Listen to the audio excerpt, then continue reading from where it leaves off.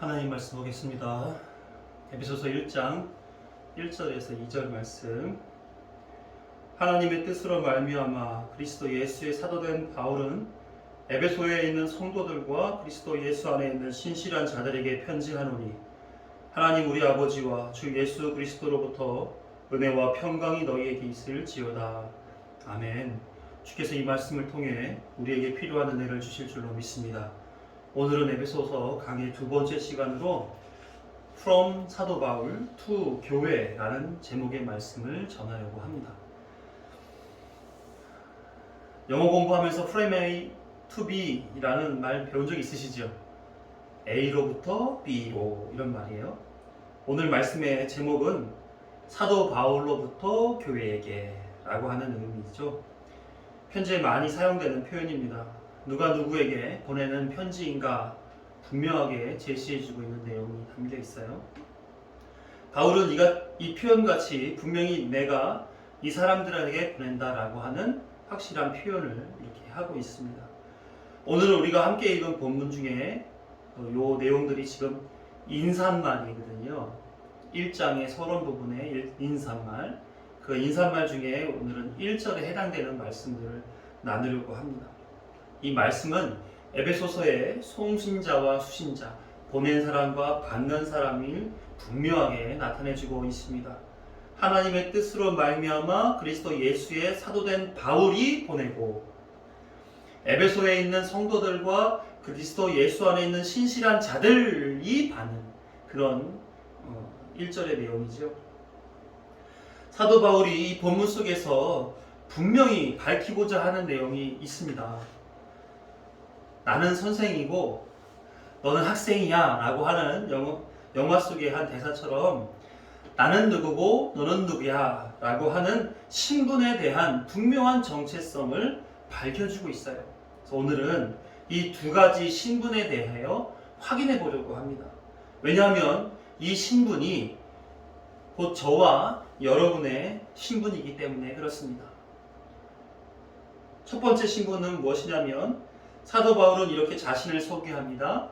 하나님의 뜻으로 말미암아 그리스도 예수의 사도된 바울이다. 바울은 자신을 사도라고 소개를 했어요. 사도, 많이 들어봤죠? 사도가 무슨 뜻일까요? 헬라어로는 아포스톨로스라고 하는 단어입니다. 이것은 보냄을 받은 자, 대사 같은 그런 표현이죠. 구약 히브리어에서도 이와 비슷한 단어가 샬리하라고 하는 단어가 있는데, 이것은 하나님의 대리인이라는 의미를 가지고 있어요. 그래서 이에 대해 해당되는 사람들이 모세가 있고 엘리야, 엘리사, 에스겔 이런 인물들이 이런 단어 하에 그들의 신분을 밝혀내고 있습니다. 왠지 사도라고 하면 하나님이 보내셔서 이 땅에서 하나님 대리역으로 행세하는 그런 사람들인 것 같아요. 그죠? 위대하고 근엄하고 거룩하고 권세 있고 뭐 그런 식으로, 그래서 뭔가 특별한 대우를 해줘야 될 것만 같은 그런 이름이 사도에서 풍겨지고 있습니다. 당시에 이 표현으로 이 호칭으로 불렸던 사람들이 있어요. 누구냐면 예수님을 친히 뵙고 공생애에 함께하고 그의 죽음과 부활을 경험하며 이 모든 내용들을 증언할 수 있는 사람. 누가 있었을까요? 12제자들이 있었잖아요. 사람들은 예수님의 권세를 받아 사역하는 사람들로 사도를 그렇게 이해했던 때에 있었던 사람들입니다. 왠지 높여드려야 될 것 같고 특별한 힘이 있을 것만 같고, 사실 우리도 그렇잖아요. 대형교회 목사님들이나 신학 교수님들이나 특별한 은사를 행하거나 하는 그런 목사님들, 아니 어쩌면 어떤 교회들 간에도 목사님이다 하게 되면 왠지 나하고 좀 다른 사람들일 것 같은 그런 느낌들 많이 갖잖아요. 당시 예수님의 제자라고 하면 어떨까요? 정말 저분은 예수님을 모셨던 분이야? 하는 어떤 부러움과 또 존경심과 여러 가지 그런 것들이 있지 않겠습니까? 이 직분에 부합하게 바울도 교회를 세우고 복음을 전하고 세상의 부당한 대우를 받아도 묵묵히 그리스도인으로서의 삶을 살아내고 있었던 것입니다.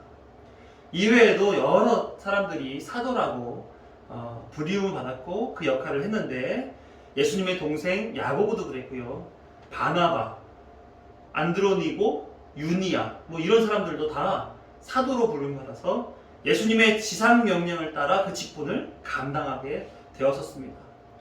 왜냐하면 모두가 그리스도를 만나 새롭게 복음 전도자로 보냄을 받았다라고 믿고 확신했기 때문에 그 일을 했던 것이고, 그 사람들은 그 역할 속에서 사도로 인정을 받았던 거예요.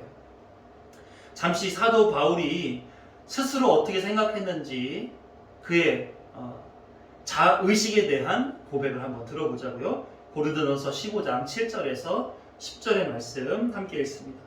그 후에 야고보에게 보이셨으며 그 후에 모든 사도에게와 맨 나중에 만삭되지 못하여 난 자 같은 내게도 보이셨느니라. 나는 사도 중에 가장 작은 자라. 나는 하나님의 교회를 박해하였으므로 사도라 칭함받기를 감당하지 못할 자니라. 그러나 내가 나된 것은 하나님의 은혜로 된 것이니 내게 주신 그의 은혜가 헛되지 아니하여 내가 모든 사도보다 더 많이 수고하였으나 내가 한 것이 아니요 오직 나와 함께 하신 하나님의 은혜로라.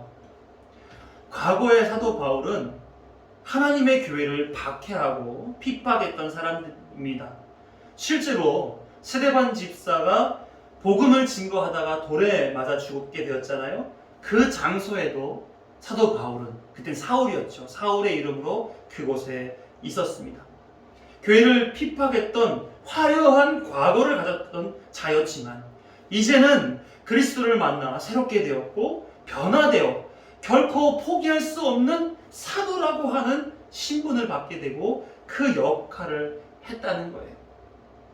그래서 그는 사도인 자신에게 대한 확고한 신념이 있었습니다. 이것은 하나님이 주신 거야. 이 일은 절대로 포기할 수 없는 일이야. 이런 의식인 것이죠. 그래서 다른 서신에서도 한결같이 자신의 신분에 대하여 소개하고 있어요.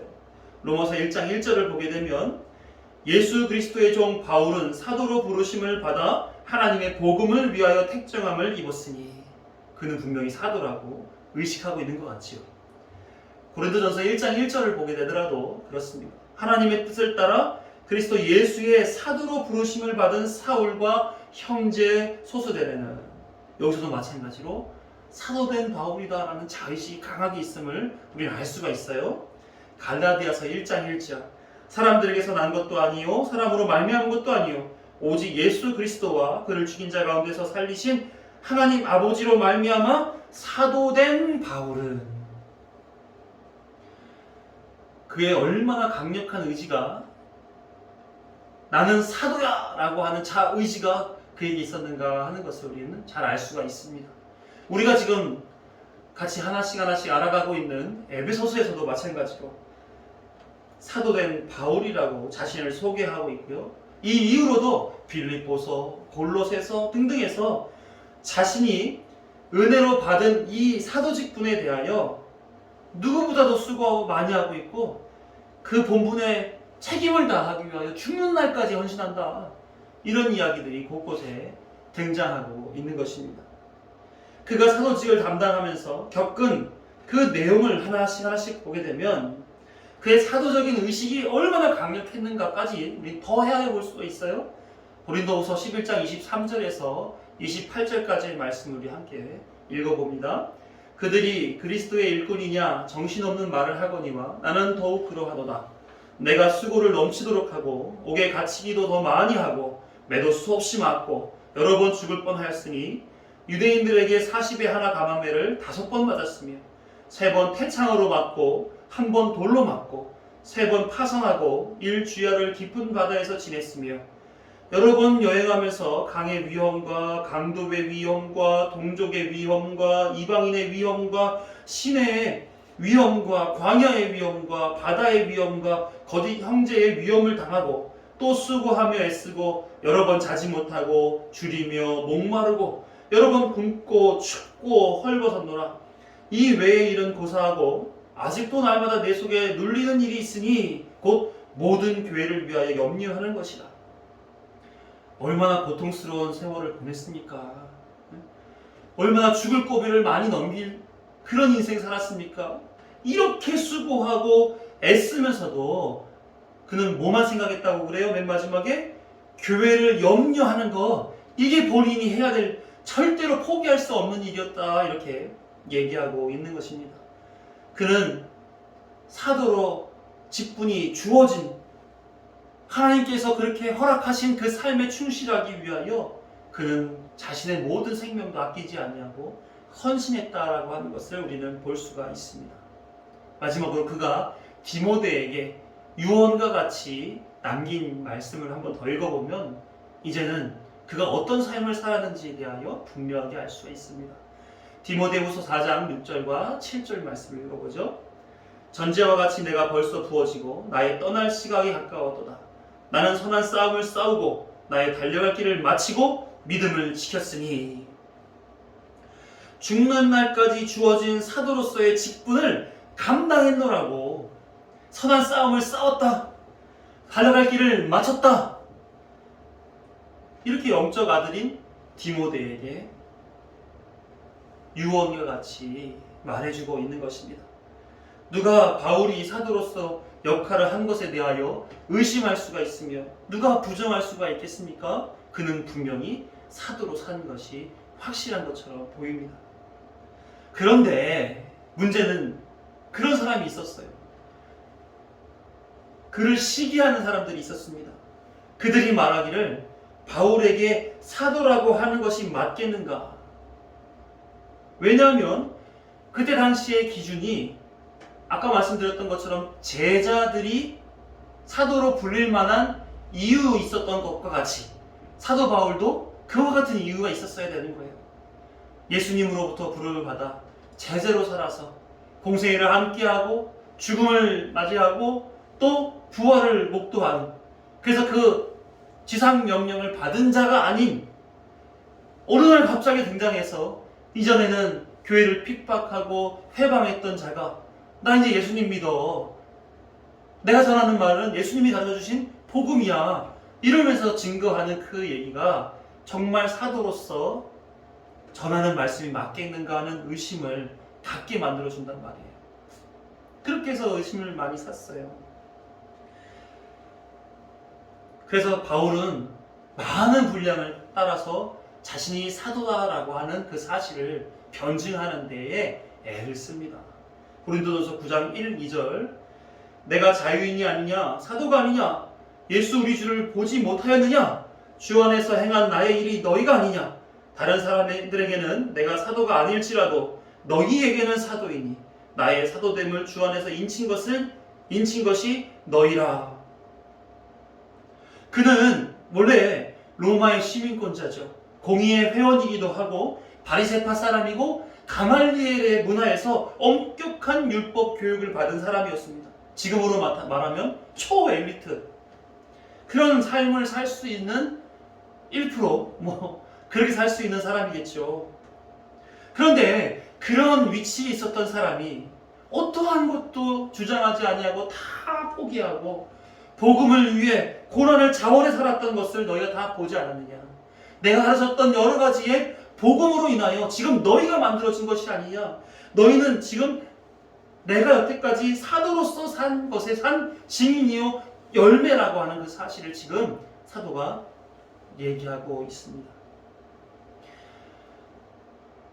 어찌 사도 바울이 그렇게 인생을 살았는데 의심을 받아요. 어떻게 그럴 수가 있을까요? 그 의심에 대하여 사도 바울은 이렇게 생각을 하고 있는 겁니다. 고린도후서 11장 12절에서 15절 말씀 나는 내가 해온 그대로 앞으로도 하리니 기회를 찾는 자들이 그 자랑하는 일로 우리와 같이 인정받으려는 그 기회를 끊으려 함이라. 그런 사람들은 거짓 사도요 속이는 일꾼이니 자기를 그리스도의 사도로 가장하는 자들이니라. 이것은 이상한 일이 아니니라. 사탄도 자기를 광명한 천사로 가장하나니 그러므로 사탄의 일꾼들도 자기의 의의 일꾼으로 가장하는 것이 또한 대단한 일이 아니니라. 그들의 마지막은 그 행위대로 되리라. 자, 나를 인정하지 않아도 괜찮아. 난 지금까지 해오던 그 일들을 끝까지 계속 할 거야. 그런데 있잖아. 나에게 그렇게 말을 하면서 자칭 사도라 스스로 기회를 찾는 그런 사람들은 거짓 사도일 뿐이야. 속이는 일꾼일 뿐이야. 자기를 그리스도의 사도로 가장하는 자들일 뿐이야. 사탄도 그거 해. 광명한 천사로 나타나서 다른 사람들을 현혹하고 복음에서 멀어지게 만든단 말이야. 결국 어떻게 되는지 알아? 그들은 그들의 행위대로 망하게 될 거야.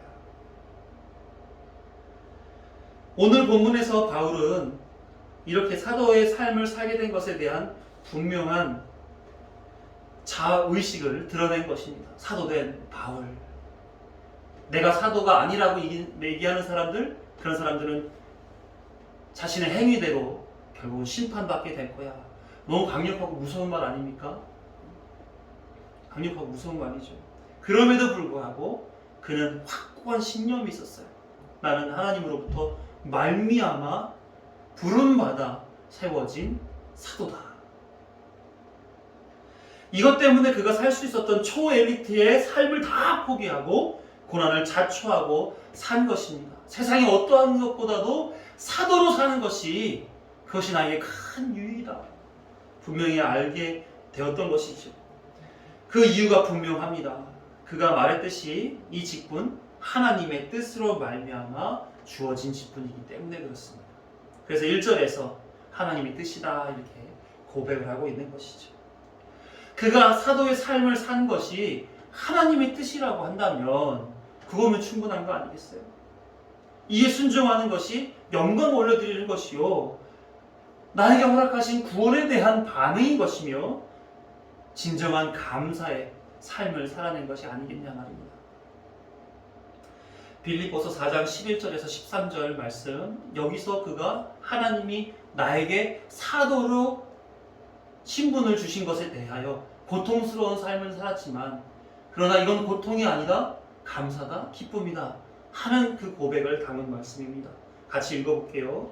내가 궁핍함으로 말하는 것이 아니라 어떠한 형편에든지 나는 자족하기를 배웠노니 나는 비천에 처할 줄도 알고 풍부에 처할 줄도 알아.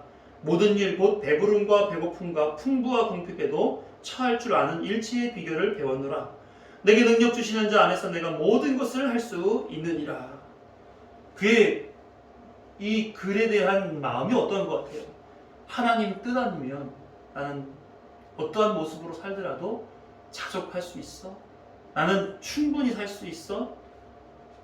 그런 마음이 여기서 느껴지지 않습니까? 그래놓고 다 할 수 있는데 이 하는 것에 대한 동력이 어디서 나오는지 알아? 내게 능력 주시는 자 안에 있기 때문이야. 하나님 뜻 안에 있기 때문이야. 그래서 나는 모든 것을 할 수 있는 자가 되었어.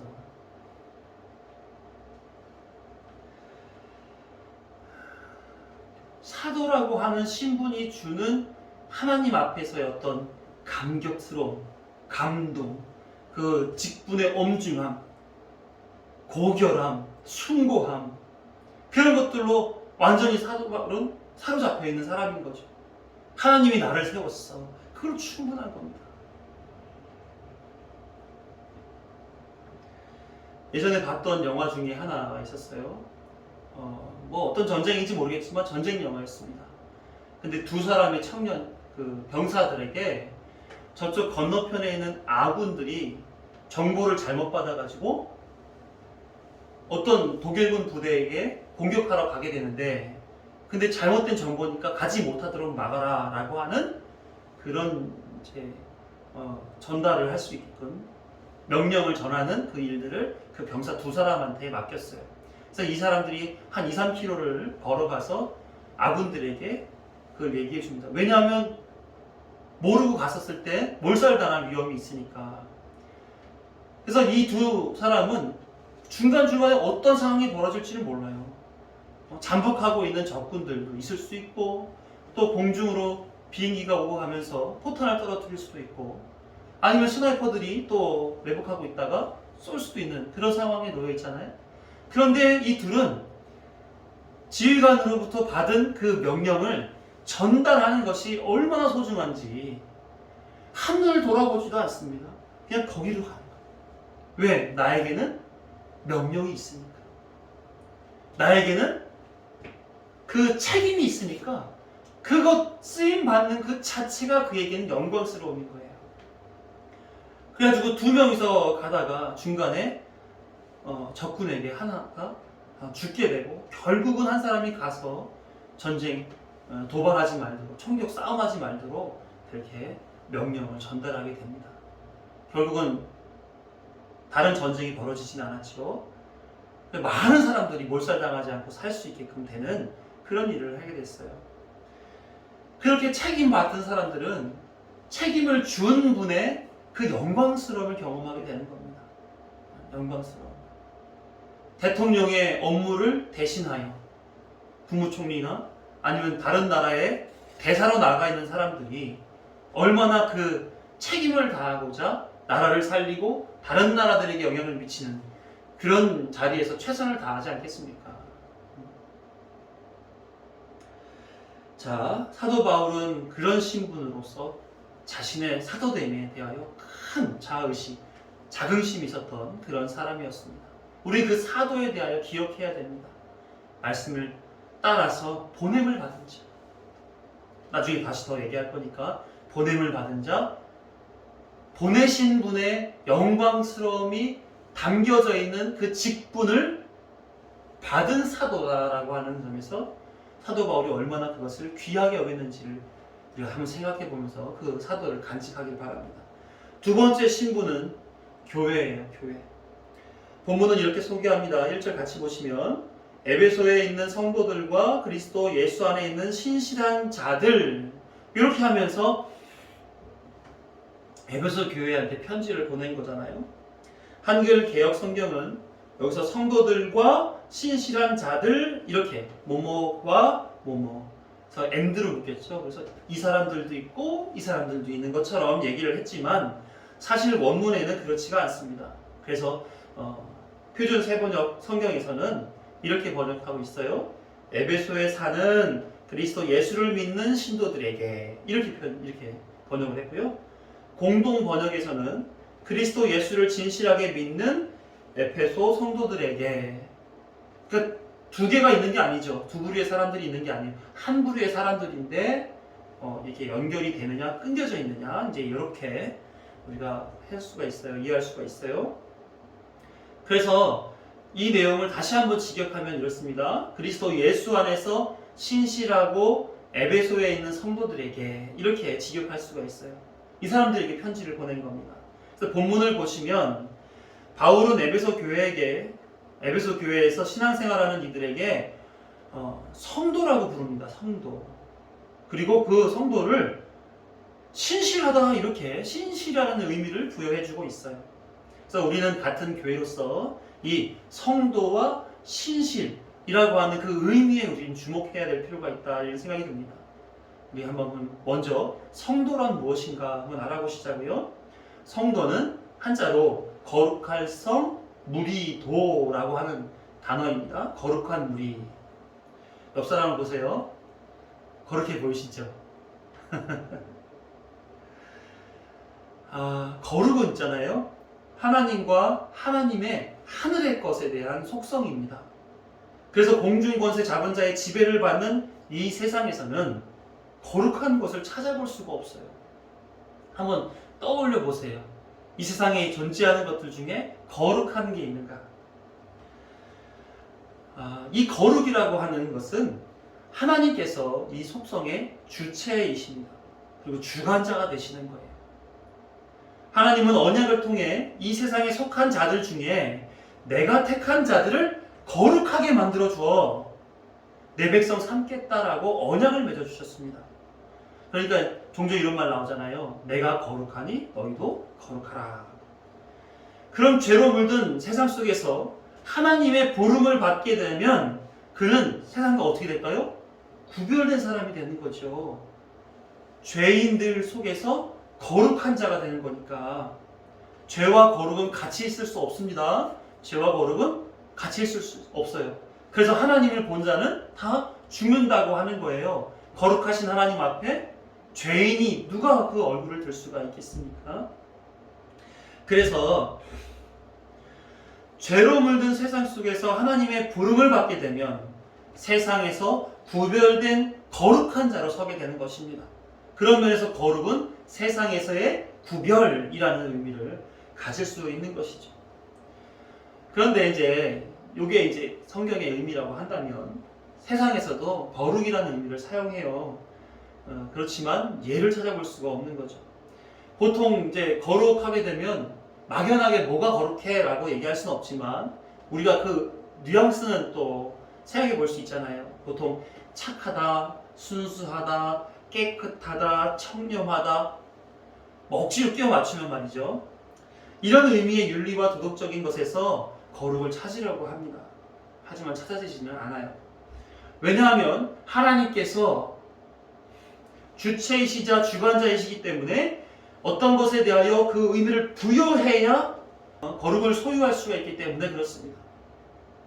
그래서 하나님께서 주시지 않으면 거룩할 수가 없는 거예요. 과거에 구약 성경에서 하나님이 이렇게 해라 라고 다 설명해 주셨던 몇 가지 거룩한 것들이 있었습니다. 뭐 예를 들면 이런 거지요. 성막, 그 안에 담겨져 있는 성구들, 그 다음에 짓게 만들었던 성전들, 이렇게 하나님께로부터 온 것들에 대하여 거룩할 성자를 붙였지, 착하다, 순수하다, 청렴하다 뭐 이런 것들에 대하여 거룩할 성자를 붙여 말하지 않습니다. 그런데 성도에게 그 성자가 붙어 있어요. 성도에게. 저와 여러분과 같은 교회를 하나님께서는 성도라고 불러준단 말이에요. 왜요? 하나님이 당신의 뜻에 따라 교회에 다니는 하나님을 믿는 사람들에게 성도, 거룩함을 부여해 주셨기 때문에 그래요. 갈라디아서 1장 4절을 보게 되면 그 의미를 우리는 알 수 있게 됩니다. 같이 읽죠. 그리스도께서 하나님 곧 우리 아버지의 뜻을 따라 이 악한 세대에서 우리를 건지시려고 우리 죄를 대속하기 위하여 자기 몸을 주셨으니, 이 악한 세대에서 건져낸 사람들, 골로새서 1장 13절에도 그가 우리를 흑암의 권세에서 건져내사 그의 사랑의 아들의 나라로 옮기셨으니, 흑암의 권세에서 건져냈다 이렇게 해요. 그리고 나서는 하나님의 사랑의 아들의 나라로 옮겼다. 이게 누구? 성도란 말입니다. 성도. 구별된 사람들, 그죠? 사람의 힘으로 능으로는 할 수 없는 그 거룩한 일들을 그리스도의 사랑으로, 그의 십자가의 공로로 값없이 은혜로 말미암아 받게 하나님께서 뜻을 두시어 허락해 주신 사람들이 누구? 성도란 말입니다.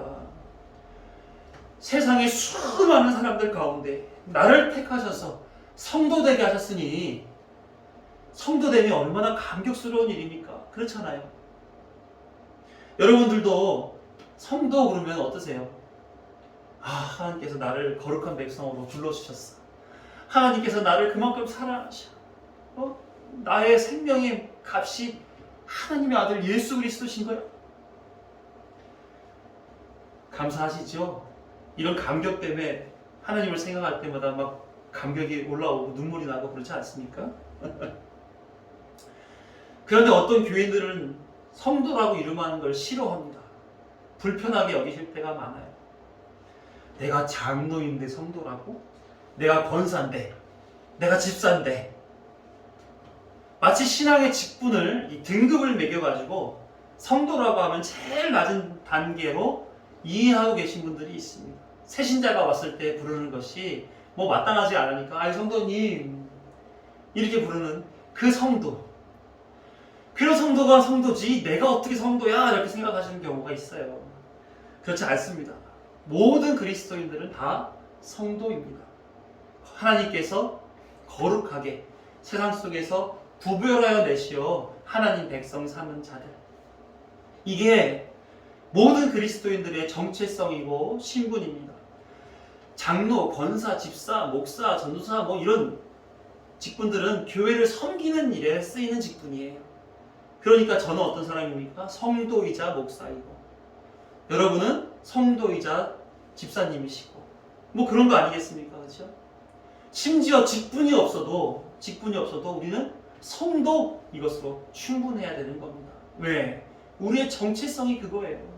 거기에 정체성이 대한민국 국민인데 여기에 내가 뭐 목사네, 무슨 사장이네, 이런 것들이 국가적으로 봤을 때 무슨 의미가 있습니까? 그렇죠?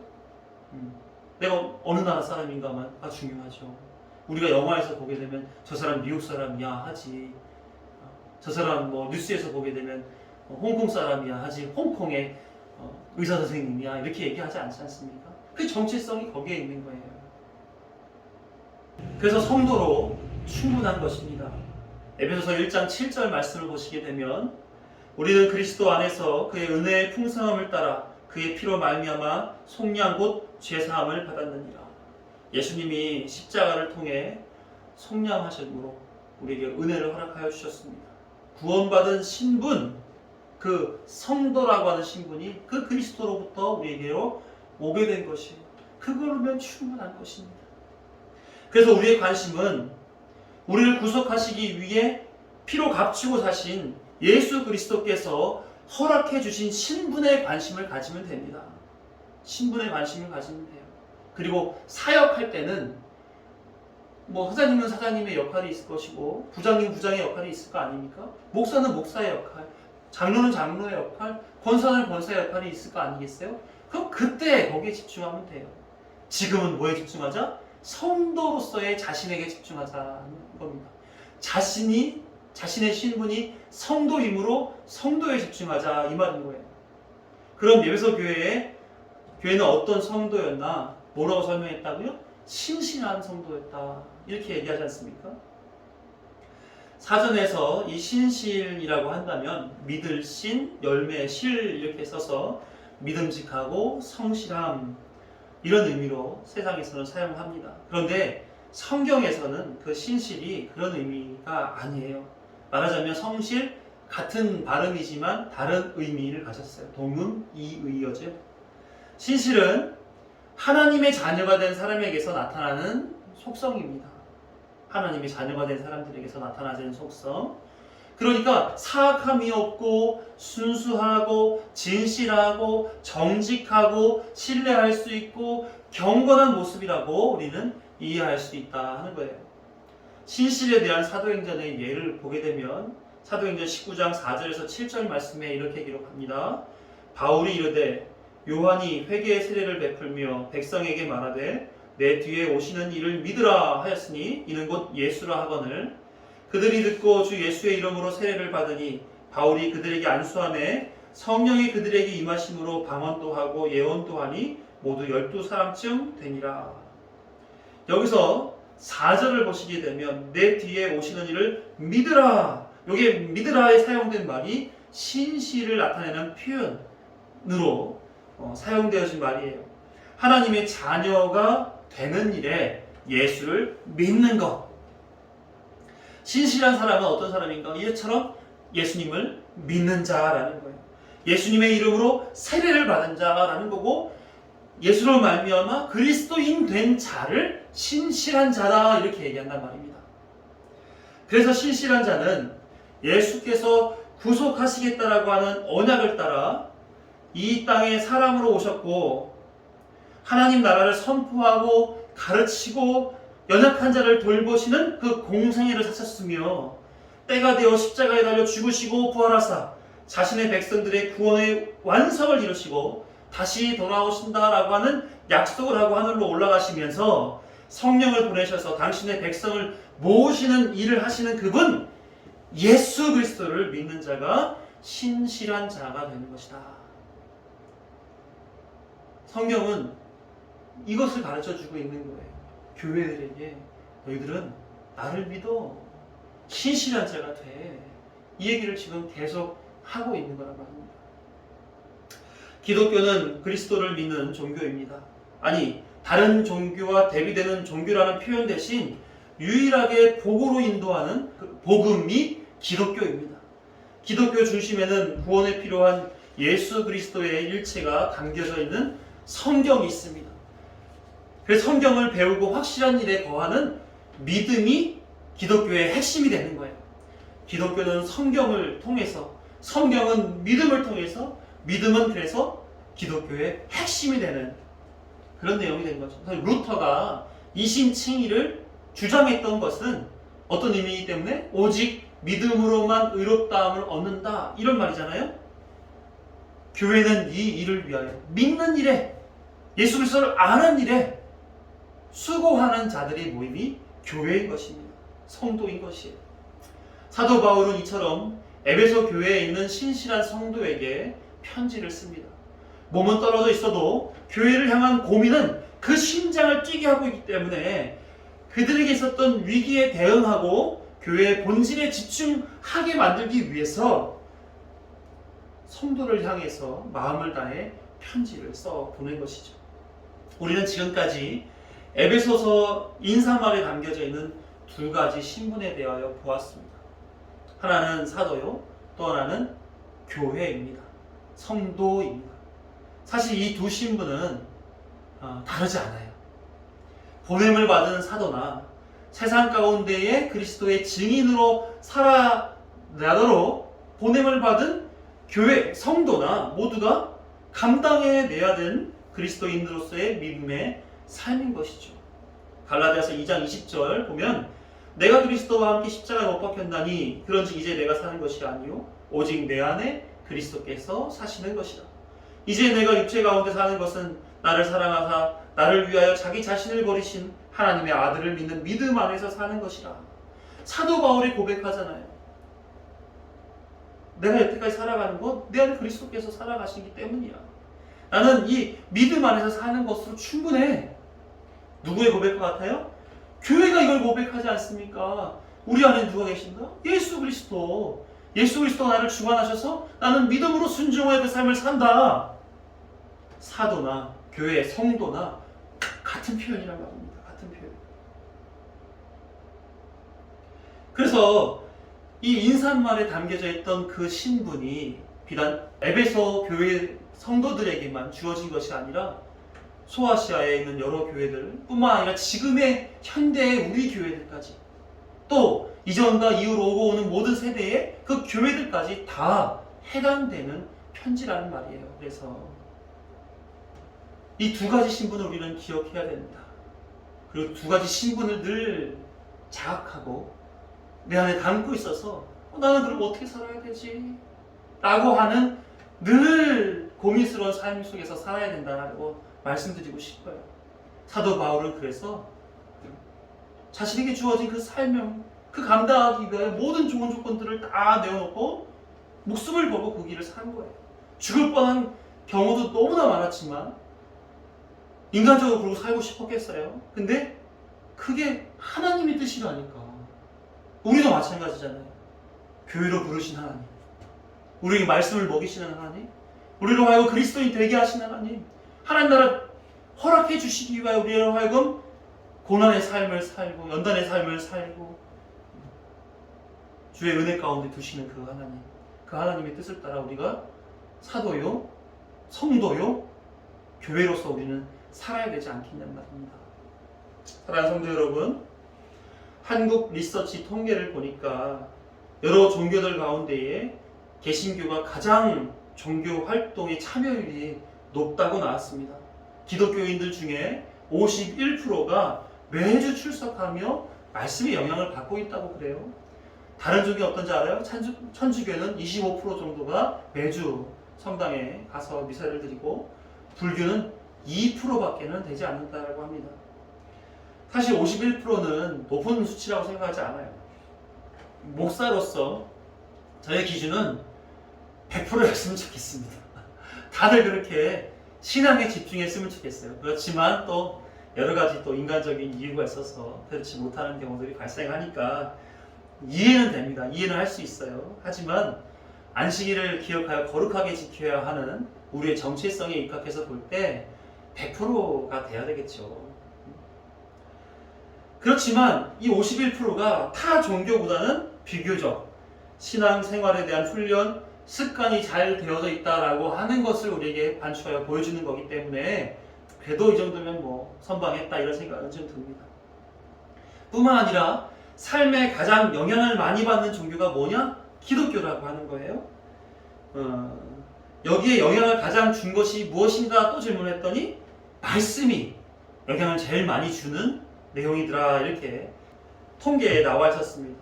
교회를 출석하는 사람들이 의식적으로 교회 가야지, 말씀을 배워야지 하는 그런 의식들을 가지고 있었단 말이에요. 그런데 기독교에 대한 호감도 조사를 보니까 조금 좀 반전이 있습니다. 불교, 천주교 둘이서 50에서 51% 정도 호감 있다 이렇게 봤어요. 1, 2위를 다퉜죠. 그럼 개신교는요? 과거는 20%의 중반쯤 됐었는데 최근에 조사를 해보니까 32%. 천주교, 불교보다 떨어졌죠. 참여율은 높은데 말씀에 영향을 많이 받았다라고 하는데 그 말씀의 영향의 결과가 뭐냐? 많은 사람들로 하여금 비호감할 수 있게끔 만들었다는 거예요. 이게 좀 모순 아닙니까? 하나님 사랑하고 이웃 사랑하는 게 교회의 삶인데 이웃 사랑하는 실천 면에서 다른 사람들의 눈에 별로 호감 가지 않아 이렇게 했다는 거예요. 적절하지 않아 보이는 것이죠. 왜 이 시대의 교회가 이렇게 대우를 받는지 싶어요. 하여튼 비호감도 조사를 해보니까 이번에는 호감도 조사 방금 받고 비호감도 조사를 보니까 기독교가 61점으로 1등이에요. 불교, 천주교 29점 31점으로 2등, 3등입니다. 그러니까 호감도는 꼴등이고 비호감도는 1등인 거예요. 어찌 이런 일이 있을 수 있을까 하는 생각이 듭니다. 왜 이 시대에 기독교에 대한 인식이 이렇게 나쁘게 되었는지 모르겠습니다. 교회가 없는 것도 아니고 말씀이 없는 것도 아니고 성령께서 일하지 않으시는 것도 아닌데 왜 이렇게 기독교에 대한 대사회적인 인식이 이 정도 수준밖에 안 되는가 하는 안타까움이 있습니다.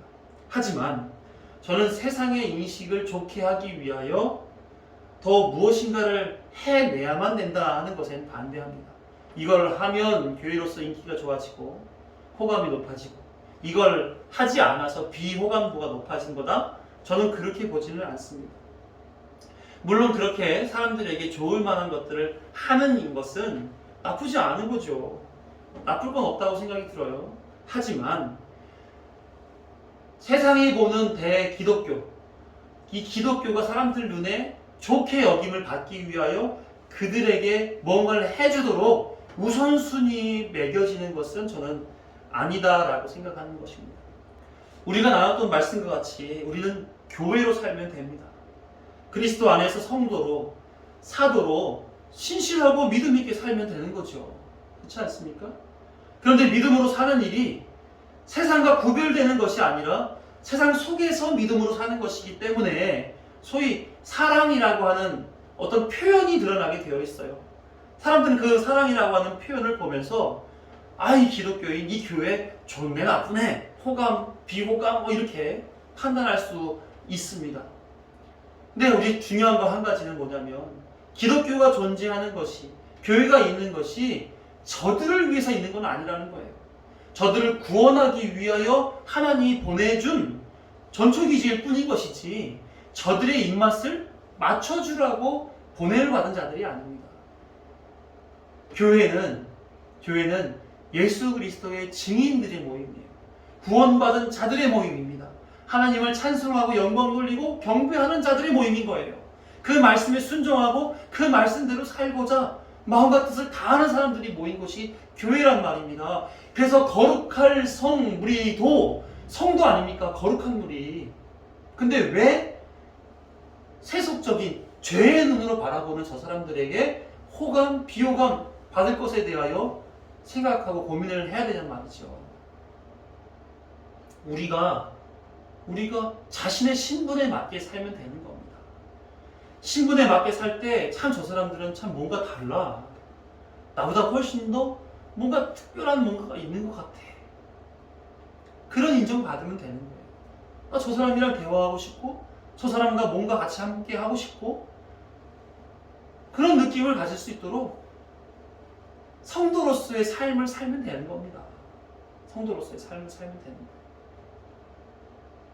때에 따라서 뭐 구제도 하고 때에 따라서 도움도 주고 함께 모여서 뭔가도 하고 다 좋아요. 근데 이게 우선순위가 되면 안 된단 말이에요. 성도는 하나님께 부름받은 자들입니다. 사도는 하나님께서 보내준 자들이에요. 그러면 하나님의 뜻 안에서 그리스도 안에서 우리는 우리의 삶을 살아야 되고 역할을 해야 되는 것이죠. 얼마 전에 알게 된 후배 목사님이 계세요. 그분은 저보다 나이도 어리고 안수받은 지도 얼마 안 되셨습니다. 그런데 담임 목회 경력이 5년인가가 저보다 더 길더라고요. 그분과 1시간 넘게 목회 경험을 나누면서 좋은 시간을 가졌습니다. 근데 저한테 물어보는 거예요. 목사님, 믿음으로 사는 게 어떤 것입니까? 늘 고민됩니다. 이렇게 물어봐요.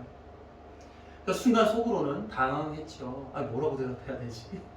나름 그래도 선배 목사인데. 그래서 제가 답변을 드렸어요. 목사님처럼 사는 거예요. 라고. 그분 미사립교회를 12년째 섬기고 있습니다. 그 섬긴 가운데에서 자신의 한계를 무수하게 경험을 했고 함께 있었던 교인들의 무지와 교만, 변덕, 외면 이런 일들도 무수하게 경험하고요. 또 교회의 월세를 밀린다던가 교회 유지 운영이 안 되게끔 사례도 받아보지 못했던 그런 재정난에 허덕이는 일 많이 경험했고 그걸 또 채우기 위해서 또 다른 직업을 가져야 될 상황에 놓여있기도 했었고요. 그렇다고 가정을 소홀히 할 수 있습니까? 가정에도 충실한 아빠가 되어야 되지 않겠어요? 미자립교회의 현실이 우리가 그러고 살고 있으니까 눈이 환합니다. 어떻게 지냈을는지가 눈이 훤히 보여요. 그 가운데에서 제가 귀히 본 것은 그분이 늘 그 자리에 있었다라고 하는 거예요.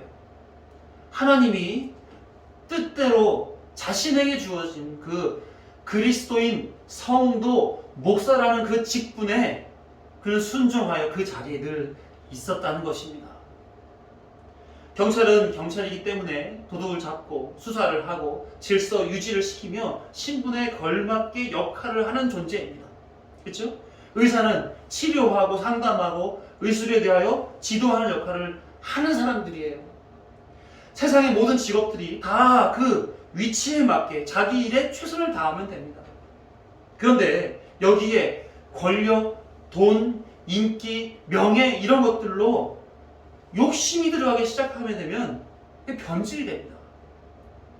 그럼 그 일을 하고 있다 하여도 지금 그걸 하고 있음에도 불구하고 그걸 인정받을 수가 없어요. 특히 목사들은 더 그렇습니다. 목사들은 믿음으로 사는 게 뭘까요? 목사요? 목사로 사세요. 지금 당장 돈 때문에 허덕여서 투잡을 뛰고 있어도 가정에 소홀하여서 아이들한테 부끄러운 아빠라고 생각이 든다 할지라도 그래도 자신에게 주어진 신분, 목사라는 신분을 버리지 마세요. 그 자리에 있는 것 자체가 그 존재 자체가 믿음으로 사는 겁니다. 그렇게 얘기를 했어요.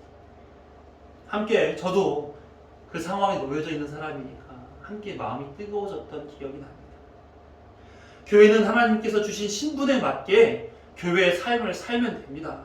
그리스도 안에서 말씀을 따라 믿음으로 하나님 사랑하고 이웃 사랑하고 살면 되는 것입니다. 그 자리를 지키면 되는 거예요. 거룩? 여러분들 거룩하라고 하면 거룩할 수 있습니까? 하나님께서 하시는 일이에요. 사랑, 내가 사랑해야지 이렇게 해서 사랑이 됩니까? 우리의 삶이 사랑 자체가 되도록 하나님께서 일하시고 계시는 거예요. 우리 마음에 움직이시는 거예요. 역사하셔서. 섬김, 그리스도인의 섬김은 어려운 사람들에게 떡 하나 더 주고 또 가난한 사람들에게 부동산 정보 흘려주고 또 애들 때문에 힘들어하는 사람 자녀 키우는 어떤 정보나 공감을 해줘서 그들을 섬겨주 이런 식으로 섬기는 것이 아닙니다. 그리스도인은요, 그리스도인답게 살아서 그에게 영향을 미치는 것이 섬김인 거예요. 자신도 모르게 그를 위하여 기도하고 그에게 적실한 사랑의 말씀, 복음의 소개 이런 것들을 통하여 그의 영혼이 소생되게끔 도와주는 게 크게 헌신인 거예요. 그 헌신에 대한 이해가 잘못돼서 뭐 연말이 되면 어려운 사람들을 위해서 뭔가를 해줘야 될 것 같고 또 어린이날이라든지 이럴 때면 또 불우한 어린이들을 좀 돌봐줘야 되고 물론 다 좋습니다. 다 해도 돼요. 당연히 그렇게 사랑이 표현되는 거니까 그런 사랑을 할 수 있죠. 당연히 해야 되는 거죠. 하지만 그 본질은 뭐냐? 교회라고 하는 신분의 자각이고 그게 그 순간에 해야 될 일이니까 하는 것 그게 아니라 늘 그런 사람으로 살아가야 되는 거예요. 1월 달에도 성도로 살고 3월 달에도 5월 달에도 7월 달에도 9월 달에도 늘 항상 저 사람의 정체성은 성도야. 그러니까 부지불식간에 어려운 이웃을 도울 줄 알고 부지불식간에 남들 모르게 나도 모르게 살아가고 있는 거예요. 그냥 그 사람 자체가 사랑인 거예요. 되는 거죠. 그게 성도입니다. 그게 성도. 있는 자리에서 하나님의 말씀에 순종하여 내가 뭘 해야지 이런 식으로 자기 신분을 유지하려고 하지 마세요. 자기 정체성을 거기에 맞추려고 하지 마세요. 엄마는요, 엄마로서 존재하는 겁니다. 엄마가 뭘 해줘서 엄마가 아니라 낳아주시고 기려주시는 그 정체성, 행위가 아니라 그 본질 자체가 엄마인 거예요. 아빠도 마찬가지입니다. 아빠도 아이들을 키우는 데 있어서 가장 노릇을 하고 또 어른 노릇을 해서 지도해주고 뭐 그게 아빠가 그것도 아빠지만 본질적으로 아빠는 존재 자체가 아빠인 거예요. 존재 자체가. 성도, 교회, 사도는 다 그 존재로서 표현되는 겁니다. 저 사람이 있어서 난 저 사람에게 뭔가 배우고 싶고 뭔가 대화하고 싶고 뭔가 교제하고 싶은 그런 충동이 벌어지게끔 그가 그렇게 살아요. 그게 교회고 성도인 거예요. 더 이상 어떤 그리스도의 증인으로서 더 이상 어떤 것으로 세상 가운데에 그리스도인을 증명할 수 있습니까? 본질이 그리스도인인데 그리스도가 사는 방식대로 살아야 되는 거죠. 예수님은 그렇게 사시다 하늘로 올라가셨잖아요. 복음을 전하시고 가르치시고 아픈 자를 치료해 주시고 세리나 과부 외로운 자들과 함께 해주시고 그냥 삶에서 뭔가 특별한 일을 하는 게 교회가 아니라 그냥 교회답게 빛과 소금으로 그냥 존재로 살아가는 거예요. 존재로. 하나님께서 저와 여러분과 같은 성도에게 믿음을 주셨잖아요. 그 믿음에 이끌려 순종하여 살아가는 것. 그게 교회가 살아가는 방법입니다. 하나님은 그리스도 안에서 신분에 맞게 그렇게 살라고 하세요. 오늘은 내가 이 교회라는 신분을 가지고 어떻게 자리를 지키며 살아야 하는가 묵상하는 그런 하루를 보내시기를 바랍니다. 내가 지금 존재하고 있어. 근데 그리스도인으로 존재하느냐? 아니면 세상 사람들 중 한 사람으로 그냥 존재하느냐? 그건 지금 여러분들이 말씀에 기인하여 묵상하는가 안 하는가 어디 깊이까지 묵상이 되는가 거기에 판가름이 달려질 것입니다. 더 말씀을 배우시고 더 하나님 뜻을 구하셔서 자신에 대한 신분 의식을 분명히 가지시고 있는 자리에서 존재로서 세상과 구별된 교회로서의 신분, 이 합당한 삶을 살아가는 저와 여러분이 되기를 간절히 축원합니다. 우리가 믿음으로 하나님께 부름받았잖아요. 믿음으로 주어진 신분에 따라 맞춰 살아가는 우리 삶이 되길 바랍니다. 기도하겠습니다.